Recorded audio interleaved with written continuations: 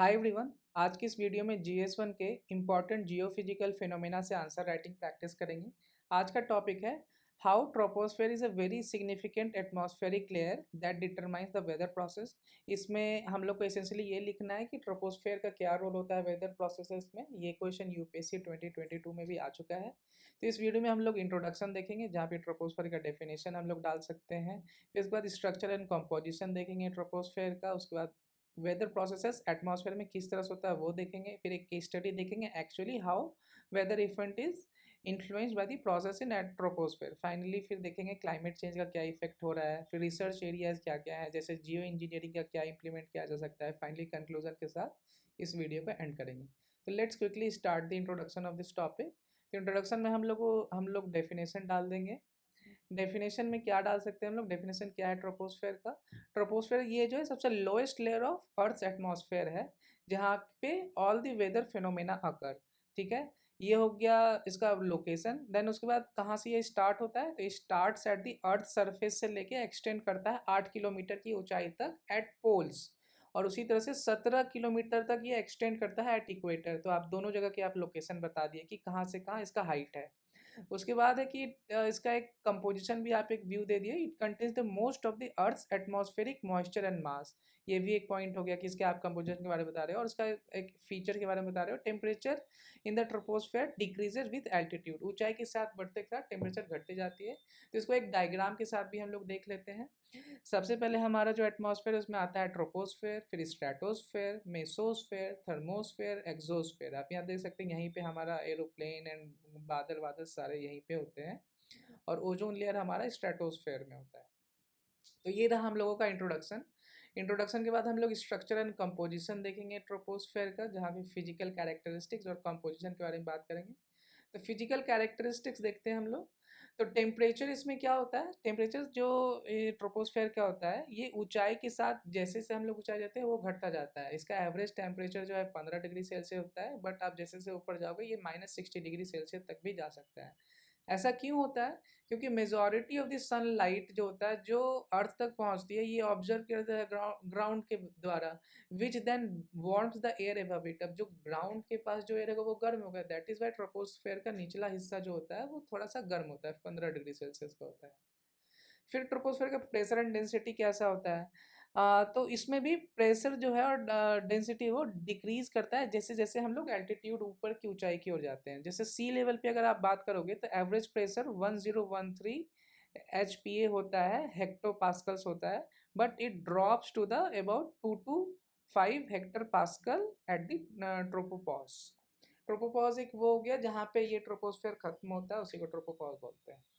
Next है कि इसका कंपोजिशन क्या क्या है। इसका कंपोजिशन ये है, सबसे पहले हम लोग ये था 75% जो भी है एटमॉस्फेयर का total mass, almost all of its water vapour cloud and aerosol यहीं पे पाए जाते हैं। उसका कंपोजिशन है कैसा, तो इसमें नाइट्रोजन सबसे ज़्यादा है 78% और ऑक्सीजन 21%। तो ये प्रीलिम्स से काफ़ी इंपॉर्टेंट हो जाता है। प्रीलिम्स में भी ये क्वेश्चन आ सकते हैं कि कौन सा कंटेंट का क्या लगभग इसमें कॉन्ट्रीब्यूशन रहता है। और स्मॉल अमाउंट में आर्गन, कार्बन डाइऑक्साइड और मीथेन होते हैं। 78% nitrogen, 21% oxygen, rest others methane, carbon dioxide, argon. ये इंपॉर्टेंट है इसीलिए मैं इसको रिपीट भी कर दिया। Next is the weather phenomena. इसमें है कि all the weather phenomena occur in troposphere. क्यों यहाँ पे यहीं पे इसी लेयर में होता है। This layer contains almost all the earth water vapour, जितने भी वेपर्स हैं यहीं पे हैं। And it is where temperature and pressure conditions allow for the formation of weather system. तो अब एक ये भी एक फिजिकल कैरेक्टरिस्टिक्स हो गया। नेक्स्ट हम लोग है कि विंड पैटर्न क्या है ट्रोपोस्फेयर का। तो नियर इक्वेटर सोलर हीटिंग के कारण बहुत ही हीटिंग कॉज होता है, वहाँ से गर्म हवा होती है और गर्म हवा ऊपर उठती है। जैसे ही हवा ऊपर उठती है ये कूल भी हो जाता है, क्योंकि ऊपर टेम्परेचर ठंडा होता है, leading to the formation of clouds and rains. और this pattern of rising warm air and falling cool air creates a circulation pattern known as Hadley's. तो ये भी आप एक इम्पॉर्टेंट टर्म है, इसको आप रिमेंबर कर सकते हैं, हो सकता है प्रीलिम्स में ये आ सके। तो आप इसमें विंड पैटर्न हम लोगों ने देखा। नेक्स्ट है ह्यूमिडिटी कैसा होता है। तो it is the most humid layer of the atmosphere because it contains the majority of the atmosphere water vapour. ठीक है। ह्यूमिडिटी भी सबसे ज़्यादा बता सकते हैं कि यहाँ पे ज़्यादा ह्यूमिडिटी है। टर्बुलेंस मतलब कि यहाँ पे किस तरह का कभी बिजली कड़क रही है, क्या ऐसा होता है? तो troposphere is the most turbulent part of the atmosphere, क्योंकि यहीं पे सारा जो भी है बिजली बिजली कड़कना होता रहता है ड्यू टू द आंधी आना। क्यों होता है ऐसा? Due to the large amount of weather activities and vertical air movement. नीचे से सीधा ऊपर हवा उठती है, तो आप समझ लीजिए वो किस तरह का आंधी, फिर उसके बाद बिजली, ये सब कड़कती रहती है। This is why when we are on the flight and any turbulence you experience is usually when the plane is moving through the troposphere। तो यही एक बहुत बड़ा कारण है कि क्यों ऐसा हम लोग प्लेन पे उड़ते समय फील करते हैं। अब पॉल्यूशन की भी बात कर लेते हैं। अब इतने सारे बात है तो पॉल्यूशन, ट्रोपोस्फेयर इज ऐसा लेयर है जहाँ पे world's air pollution is found. यहीं पे सारा एयर पॉल्यूशन फाउंड होता है फ्रॉम कार एग्जॉस्ट जो भी निकलता है, इंडस्ट्रियल इमिशंस, मोस्ट पॉल्यूशंस जो भी हैं, डायरेक्ट इम्पैक्ट जो भी ह्यूमन्स इन्वायरमेंट कर रहे हैं यहाँ पे पाए जाते हैं ट्रोपोस्फेयर में। This is also where greenhouse gas accumulate leading to the global warming and climate. तो ये भी एक इंपॉर्टेंट पॉइंट है, आप इसे नोट कर सकते हैं। नेक्स्ट है इसके स्ट्रक्चर एंड कंपोजिशन के बारे में जानेंगे। इसकी कंपोजिशन कैसी है जो ऑलरेडी हम लोगों ने डिस्कस कर चुका है, but in the composition also we have to write कि इसमें सबसे ज़्यादा नाइट्रोजन होते हैं 78%, फिर ऑक्सीजन 21%, रिमेनिंग 1% में gases like argon, carbon dioxide, neon, helium ये सब पाए जाते हैं।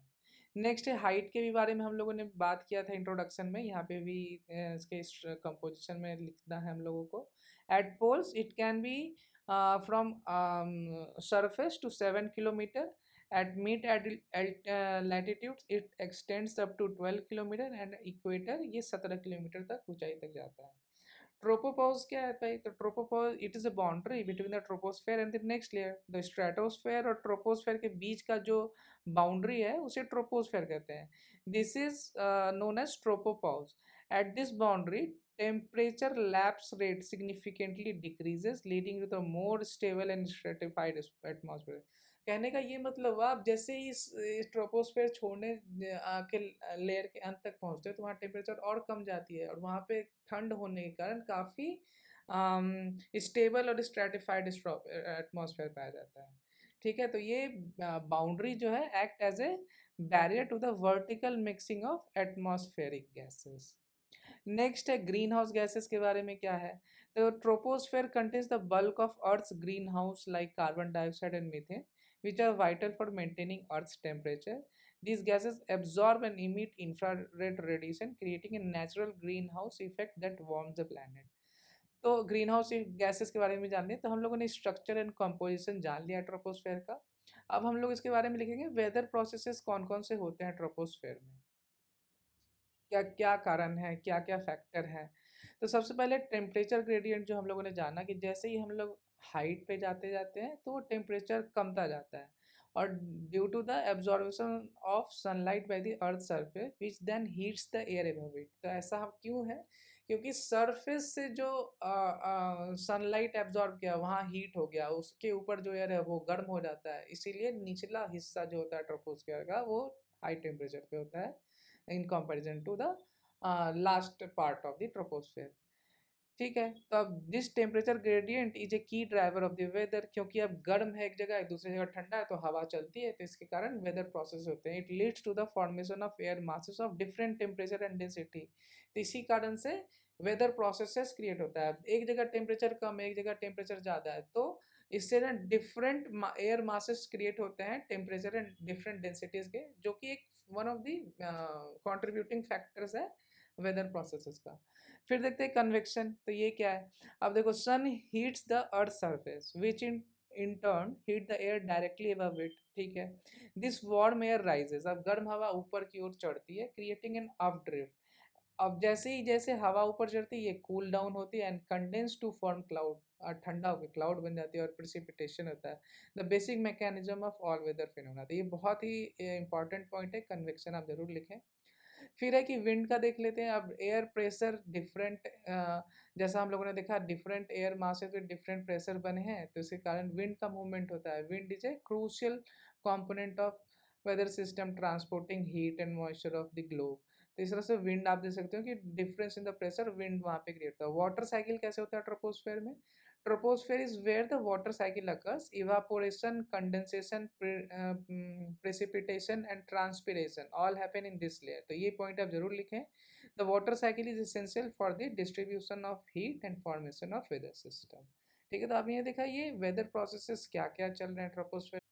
नेक्स्ट पॉइंट हम लोग डिस्कस करेंगे इफेक्ट ऑफ क्लाइमेट चेंज अभी क्या हो रहा है ट्रोपोस्फेयर पे. तो स्टडीज हैव शोन दैट जो ग्लोबल वार्मिंग हो रही है is causing the troposphere to expand which can affect the weather patterns and led to the more extreme weather events.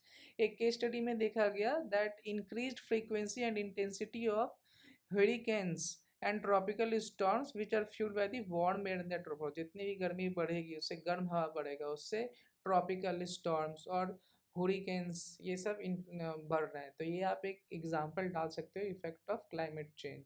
Next देखेंगे इस एरिया में रिसर्च एरिया क्या है. तो फर्स्ट ऑफ ऑल एक देखेंगे कि जियो इंजीनियरिंग की तरह से हम लोग क्या एक्सपेरिमेंट कर सकते हैं. तो ये फिलीपींस में एक एक्सपेरिमेंट किया गया था जिसमें कि 20 million tons of the sulphur dioxide in stratosphere में डाल दिया गया था. ठीक है. हाँ, ये स्ट्रेटोस्फेयर में डाला गया था, बट इन ट्रोपोस्फेयर में भी डाला जा सकता है. तो which form A hedge of sulphuric acid particles that spread around the globe and reflected sunlight. अब सनलाइट को रिफ्लेक्ट करेगा. This resulted in a temporary global cooling effect for about 2 years. तो ये एक एक्सपेरिमेंट हम लोगों ने देखा कि जियो इंजीनियरिंग के थ्रू हम लोग कैसे जो मॉडर्न चैलेंजेस है ग्लोबल वार्मिंग उसको टैकल कर सकते हैं. Similar way we can do in the troposphere also. Lastly हम इस वीडियो में हम लोग कंक्लूजन देखेंगे कि troposphere is the atmospheric layer जहाँ पे सारे वेदर फिनोमेना अकर करते हैं driven by process such as temperature gradient, convection, wind and the water cycle. और understanding this process is crucial for predicting the weather and understanding the impact of the climate change. इसके साथ हम लोग conclusion लिख के इस answer को complete कर सकते हैं. तो इस वीडियो को कंप्लीट एंड करने से पहले एक बार रिवाइज कर लेते हैं. डेफिनेशन हम लोगों ने ट्रोपोस्फेयर का देखा, फिर स्ट्रक्चर एंड कॉम्पोजिशन देखा, वेदर प्रोसेसेस इन एटमॉस्फेयर देखा, क्या क्या फैक्टर के कारण वेदर प्रोसेस अकर करते हैं. फिर हम लोगों ने इफेक्ट ऑफ क्लाइमेट चेंज देखा, फिर रिसर्च एरिया देखा, फिर फाइनली कंक्लूजन देखा. अगर आपको ये वीडियो पसंद आया तो do like and comment and subscribe to our channel. Thank you. Bye bye.